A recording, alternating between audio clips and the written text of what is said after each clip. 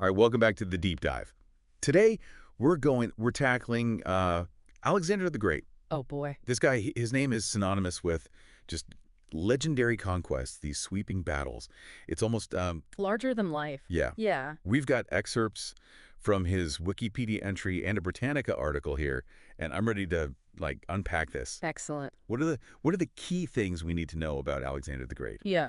And what makes him so captivating all these centuries later? Well, to understand Alexander, you have to understand his world. We're talking about the 4th century BC, a time when the Persian Empire, just absolutely massive, stretched all the way from Egypt to India. Oh wow. That really puts it in perspective. So Persia, that was the big kahuna. Oh yeah, absolutely. No wonder his dad had his eye on that. Yeah. But let's back up for a sec. Before we get to all the conquering and the empire building, let's talk about his childhood. This was not just a guy born with, a silver spoon in his mouth. This was like a silver chariot, a silver Maybe a whole silver army. yeah, he was born to it. Born in Pella, the capital of Macedon, his father, King Philip II, a powerful ruler in his own right, his mother, Olympias, a princess. And get this, on the day he was born, the Temple of Artemis, one of the 7 wonders of the ancient world, burns down. No way. Are you serious? What a coincidence. Some historians even claim that Artemis the goddess was too busy attending Alexander's birth to save her temple. I mean, talk about a sign, right? Oh, okay. So he's already got this, air of destiny about him. Definitely. But it wasn't all, divine intervention. This guy was the real deal. I mean, he was tutored by Aristotle, one of the greatest philosophers of all time. And even as a kid, he's already proving his mettle. Oh. What about the story of Bucephalus, the horse? Oh, yes. The wild horse that nobody could tame. Classic. Alexander figures out he's just 10 years old. He figures out the horse is spooked by its own shadow. So he just turns the horse towards the sun, calms him down, and boom, he's the only one who can ride him. It's a story that really showcases, his intelligence, his ability to think outside the box. And it's said that his father, Philip, after witnessing this, he says to Alexander, "My boy, you must find a kingdom big enough for your ambitions. Macedon is too small for you." Talk about foreshadowing, right? Yeah. A few years later, that's exactly what happens. Philip II gets assassinated, and Alexander, at the ripe old age of 20, boom, takes the throne. No time to waste. No time to waste. 20 years old, and he's already king. Yeah. And, some 20-year-olds are still figuring out what they want for breakfast. Yeah, right. Alexander is consolidating power, crushing rebellions, securing the borders. And then there's Thebes, the city that dared to revolt against him. Oh, yeah. What happened there? Did he just, slap him with a fine, bad thieves, don't do that again? He went a little bit further than that. He made an example of them, destroyed the city, leaving only the temples and the house of the poet Pindar standing. Brutal. Brutal, but a very clear message. Don't mess with me. So, yeah, no, not a forgiving guy. But wasn't that a bit of a gamble? I mean, wouldn't that make people just, angrier and more likely to resist him? It was a calculated risk, sure, but it worked. He was showing he was different from his father, Philip, known for diplomacy, strategic alliances. Alexander, he's willing to use brute force to maintain control. He knew that to achieve his ultimate goal, conquering the Persian Empire, he needed obedience, complete unity. Okay, so the guy was ruthless. But how did he go from, putting down rebellions in Greece to taking on the, superpower of the ancient world, Persia? Well, that's where his father's groundwork and Alexander's audacity really come in. Yeah. Philip had been building a powerful army, forging alliances, preparing for this Persian campaign. So Alexander gets handed this, well-oiled war machine. Yeah, you could say that. But Philip's assassination meant Alexander had to step into that leadership role much earlier than expected. And he had to prove himself, not just to his people, but to the entire Greek world. And prove himself he did. 334 BC, he crosses the Hellespont, the narrow strait separating Europe from Asia, with this massive army, Macedonians, Greeks, even some Thracian and Illyrian troops. It was a statement, He's picking up the torch from his father, leading the Greeks in this war against their ancient enemy, Persia. You said audacity. What do you mean? Oh, legend has it. As soon as he lands on Asian soil, he hurls his spear into the ground, claims he's accepting Asia as a gift from the gods. Talk about making an entrance. Right. But wasn't the Persian army, way bigger? Much bigger, yeah. But Alexander had a secret weapon. Which was? Military genius. Master strategist, brilliant tactician, and just this charisma, that inspired incredible loyalty in his troops. All right, so let's talk about some of these legendary victories. I mean, where do we even begin? Well, his first major clash with the Persians was at the Granicus River. It's a chaotic battle. Alexander himself leading the charge, almost dies, narrowly escapes. But the Greeks, they win, routing the Persian forces. Okay, so round one goes to Alexander. Yeah. But I bet the Persians didn't just, give up after that. Oh, no, not at all. They fought back hard. Alexander faced sieges, battles, tested his skills. He laid siege to the city of Halicarnassus, a major port city, and after months of fighting, finally captures it, shows his patience, his strategic thinking. So he wasn't just some hothead, charging into battle. No. He had brains, too. Absolutely. He was a cunning strategist, always adapting. Remember the story of the Gordian knot? Oh, yeah. The one that was supposed to be impossible to untie. Exactly. Legend said whoever untied this incredibly complex knot would rule all of Asia. Alexander, he tries for a bit and then just slices it in half with his sword. Ah, classic Alexander. Right. What does that tell us about him? Decisive, not afraid to break with tradition, find unconventional solutions to these seemingly impossible problems. I guess when you're on a mission to conquer the world, you don't really have time to, sit there and fiddle with knots. Yeah. But what about Darius III, the Persian king? Did they ever actually, go head-to-head? Oh, they did. At the Battle of Aetius, a narrow pass, perfect for Alexander, tactically speaking, he leads this daring charge straight at Darius himself. The Persian king, overwhelmed, panics, and flees. Leaving behind, all his treasure, his family. Everything. It was a humiliating defeat for Darius and a major turning point. It really solidified Alexander's reputation. This kid's the real deal. The Persian Empire, it's vulnerable. And Alexander, he's not letting up. So what happens next? Does he just, chase Darius all over the Persian Empire? He does, but not without securing his objectives along the way. He lays siege to the island city of Tyre. It takes months to conquer, but gives him control of the eastern Mediterranean. Ah, so it's not just about, conquering territory. He's thinking strategically. Absolutely. Logistics, positioning, just as important as winning battles. Okay, so this is fascinating. We've got Greece, Persia. Where does Egypt fit into all of this? Ah, Egypt. This is where things take a rather interesting turn. Interesting turn, huh? Come, can't just leave me hanging. What happens when Alexander gets to Egypt? Well, unlike Persia, Egypt, they welcomed him. They'd been under Persian rule for 2 centuries. They were ready for a change. So he basically just waltzes in, takes over. Pretty much. Crowned pharaoh, which, adds to the mystique. Yeah. And he even founded a new city, Alexandria. Hold on, stop.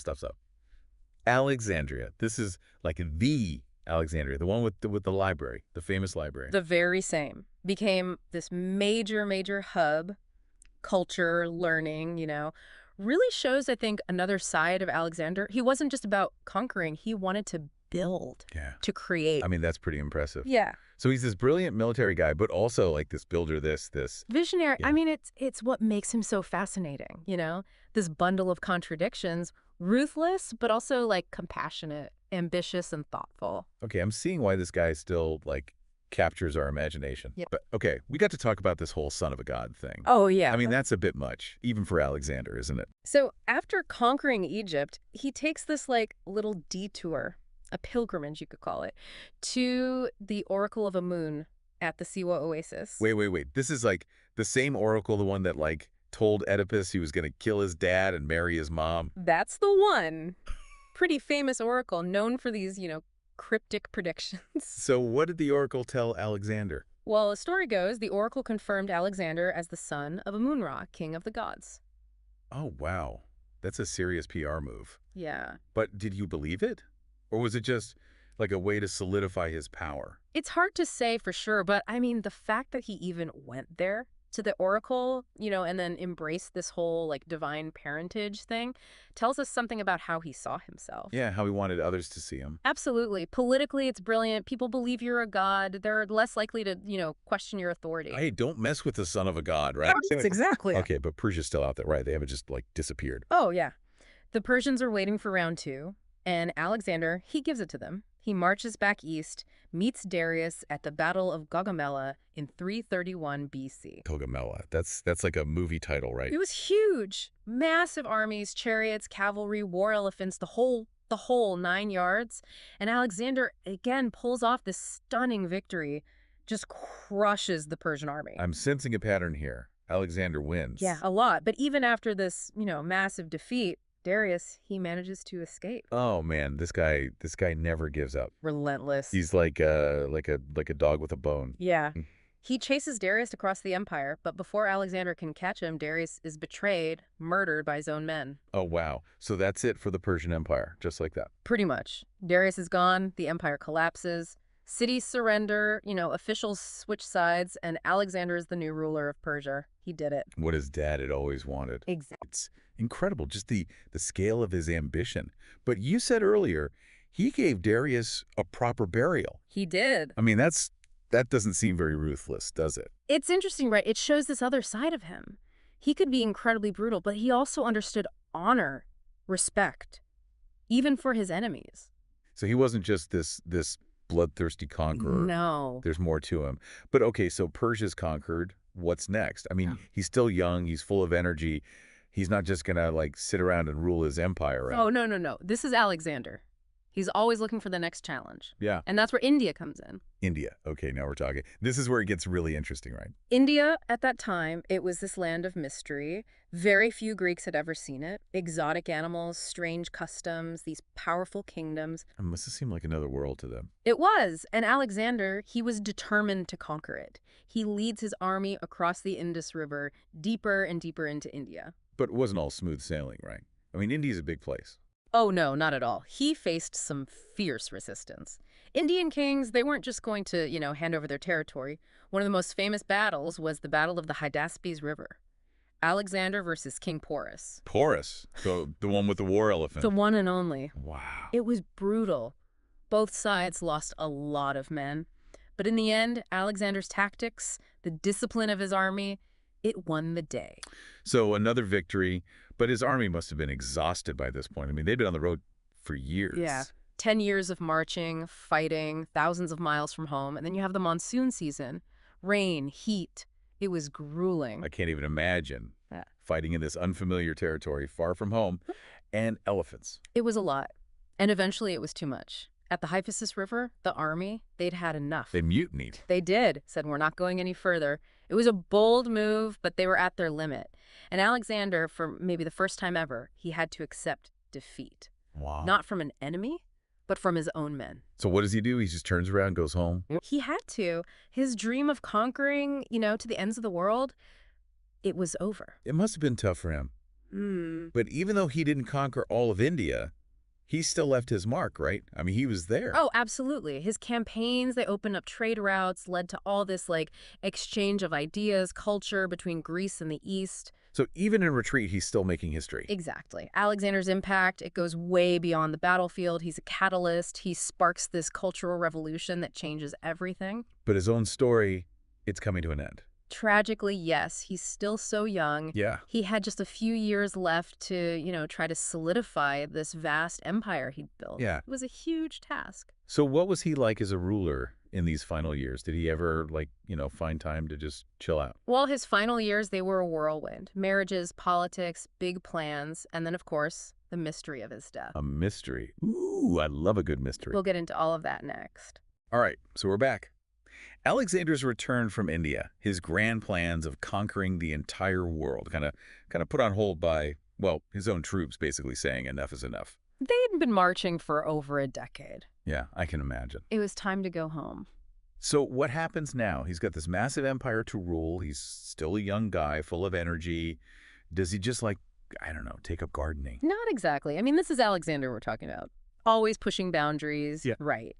But he does shift gears a bit. Focuses more on, running the empire, trying to create some stability. Yeah, make this thing last. Exactly. And it's not an easy job, right? I mean, his empire, it was huge. So many different cultures, languages, people. It was like a giant puzzle trying to make all the pieces fit together. So how does he go about doing that? Did he try to force everyone to be, Greek? That's what's so interesting. He actually goes in the opposite direction. Starts incorporating Persian customs, wearing Persian clothes, even encourages his Macedonian troops to, like, marry Persian women. Wow, so he's trying to, what, like, blend the cultures, create this hybrid Greek-Persian thing. Yeah, he's trying to find a way to bring everyone together. That's a pretty radical idea for, back then. Oh, yeah. It didn't go over well with everyone. Some of his Macedonian generals, they were not happy. Felt like he was abandoning their traditions. Yeah, you can imagine. Change can be scary, especially when it comes to, your culture, your identity. But, I mean, did it work? Did it help unify the empire? Well, that's the thing. We don't really know. Because in 323 BC, Alexander dies. Oh, right, in Babylon. Yeah. And nobody really knows why, right? It's still a mystery. Some ancient sources, they say he was poisoned, maybe by one of his rivals. You see. But others say it was illness, maybe malaria, typhoid fever, or something like that. Yeah, it was a different time. Medicine wasn't exactly what it is today. No, it wasn't. And we may never know for sure what killed Alexander. Okay, well, I hate it when history leaves us with unanswered questions. But even though he died young, his impact, I mean, it was massive, right? You talked about the Hellenistic age. What exactly does that mean? Think of it as his most lasting legacy. His conquests, they shattered the old world, and out of the pieces, something new emerged. This fusion of Greek and Eastern cultures that stretched, from the Mediterranean all the way to India. Okay, that's a big area. But what did this fusion actually look like? Give me some examples. Imagine cities like Alexandria, right? Grand libraries, theaters, where scholars from, all over, Greece, Persia, Egypt, they're coming together, sharing knowledge, debating philosophy. That's amazing. And the art, right. You see Greek sculptures, but they're depicting Buddhist deities, and trade flourishes. You've got Indian spices showing up in the markets of Athens. So it's like a true mixing of cultures. A globalized world, but like way back then. It was a new era, and Alexander, he made it happen. He might not have lived to see his dream of a unified empire, but he set these forces in motion. And it changed everything. Exactly. Makes you think, like, what if he hadn't died so young? Yeah. What would the world be like? I mean, would we all be speaking Greek right now? It's fun to speculate, right? But, even after all these centuries, we're still talking about him. His story still resonates. I guess that's the mark of a truly great figure, right? They make you ask questions, they make you think, even long after they're gone. Absolutely. And Alexander, he was definitely a complex figure, flaws for sure, but also a visionary leader who had this profound impact on the course of history. Yeah. I think we can all learn something from that. I think so too. Well, this has been an incredible deep dive. I mean, epic battles, conquests, political intrigue, and then this whole cultural revolution thing. It's amazing. History is full of surprises, isn't it? It really is. Thanks for joining us, everyone. We'll be back soon with another deep dive into the depths of knowledge. Until then, keep exploring, keep questioning, and keep on diving.